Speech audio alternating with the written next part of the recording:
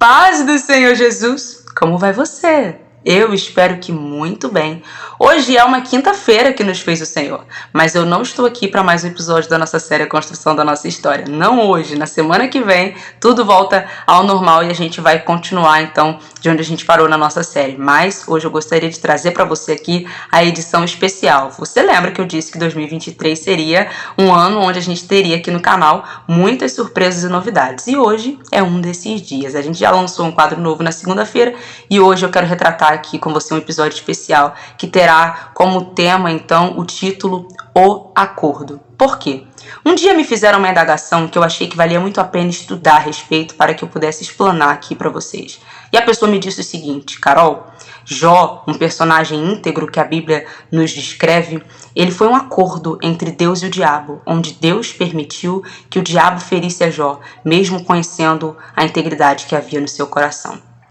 E eu achei muito válido responder essa pergunta de uma forma não só pessoal, mas trazer aqui para vocês a pertinência que essa pergunta apresenta, visto que o livro de Jó é um livro que traz muitas perguntas a respeito da vida e muitas indagações do nosso século presente. Por exemplo, por que um justo sofre?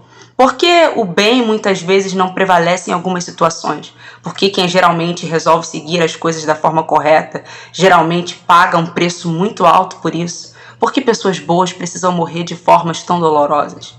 Perguntas como essa fazem parte do nosso dia. Perguntas como essa fazem parte da nossa sociedade. E por que então que um justo sofre? Vamos falar então a respeito de Jó? Simbora!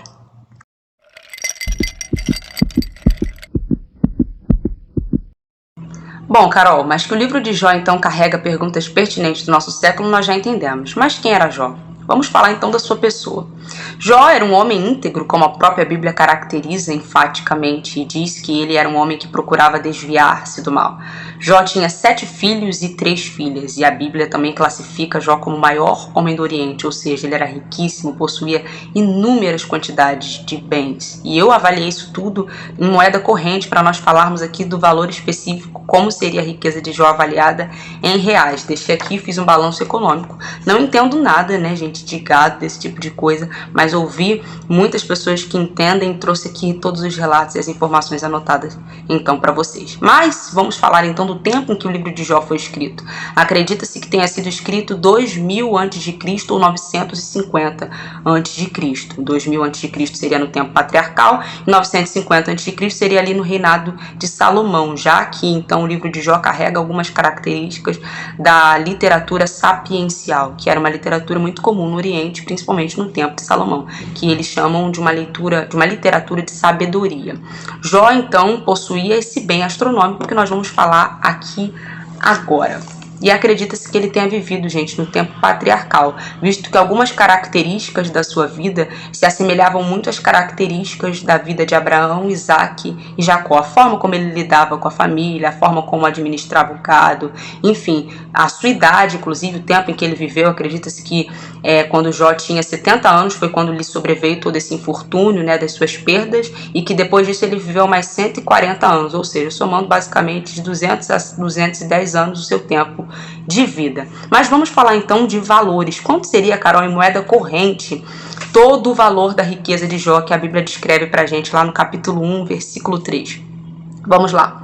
Uma ovelha, eu estava estudando, né? E a Bíblia diz que ele tinha 7.000 ovelhas. Uma ovelha de uma boa raça, realmente, de uma boa forma, custa basicamente hoje R$8.000. E ele tinha 7.000 ovelhas, ou seja, só nesse patrimônio, com as ovelhas, Jó acumularia de lucro, então, 56 milhões de reais. De camelo, então, que a Bíblia vai dizer aqui que eram 3.000 camelos, Jó, então, tinha 570 milhões de reais acumulado. Por quê? Porque um camelo vale 193 mil reais.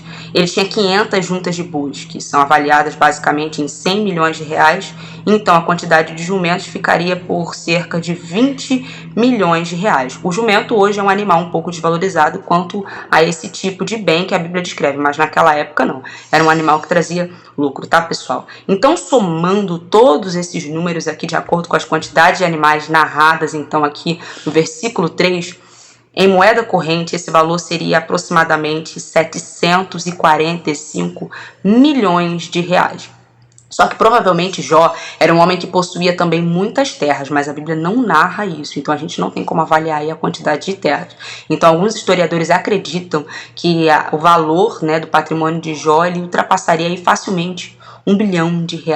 Enfim, gente, então nós estamos falando aqui realmente o valor astronômico. Se hoje já é um valor astronômico, você imagine naquela época. E é por isso que a Bíblia diz então que ele era o maior homem do Oriente. Mas então agora nós vamos falar do objetivo do nosso vídeo. Conhecemos algumas características então de Jó, mas então vamos falar do acordo que aconteceu a respeito dele. Por que que Jó precisou sofrer tanto e perder tanto assim os seus lucros? Simbora!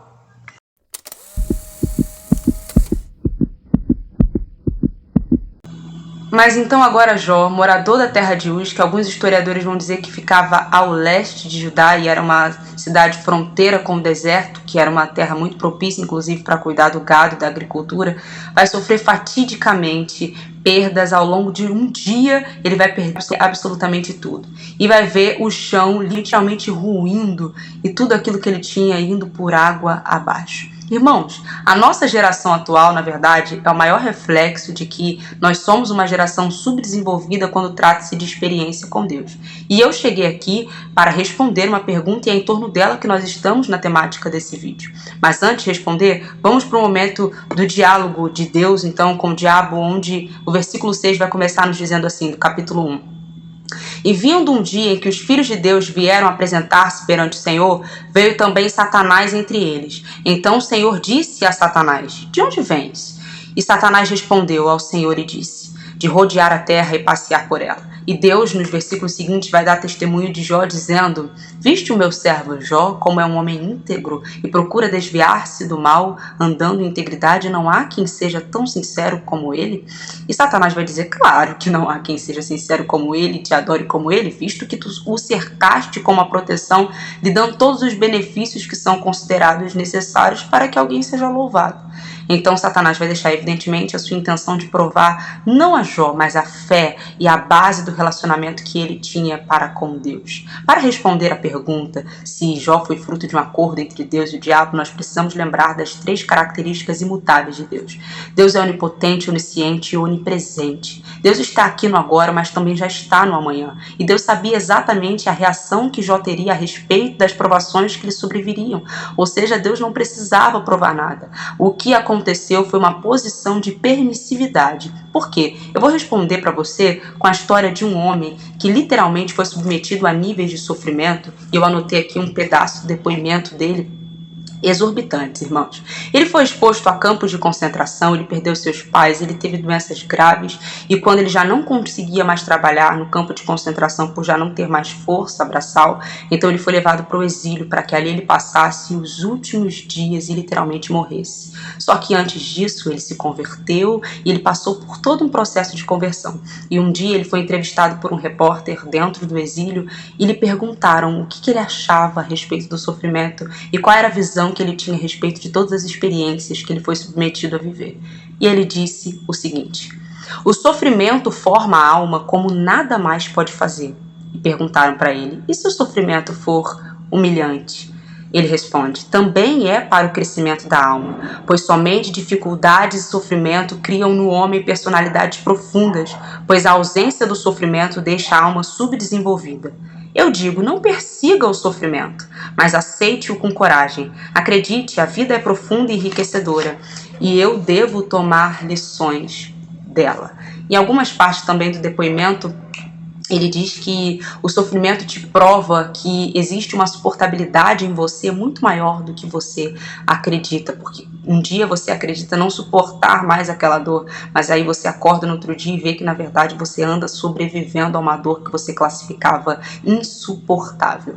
Nós vivemos numa geração que é reflexo exatamente de um subdesenvolvimento, uma geração que gosta muito de docinho, pirulito, que gosta de coisas fáceis, mas acredita que o sofrimento seja acordo que Deus faz com o diabo, porque ela não quer ser submetida a uma experiência profunda ou porque ela acha que deva ser intocável. Lembre-se sempre que a graça que nós merecemos de Deus é imerecida e significa que nós não merecemos nada, nem o mal de Deus e nem o bom de Deus. Então, como Jó disse, Deus me deu, Deus tomou e bendito seja o nome do Senhor, porque ele entendia que o vínculo que ele precisava ter com Deus não tinha que ser daquilo que Deus poderia fazer, mas de quem Deus era para ele. E depois de tudo isso, Jó pôde dizer a seguinte coisa que encontra-se lá no versículo 42:5.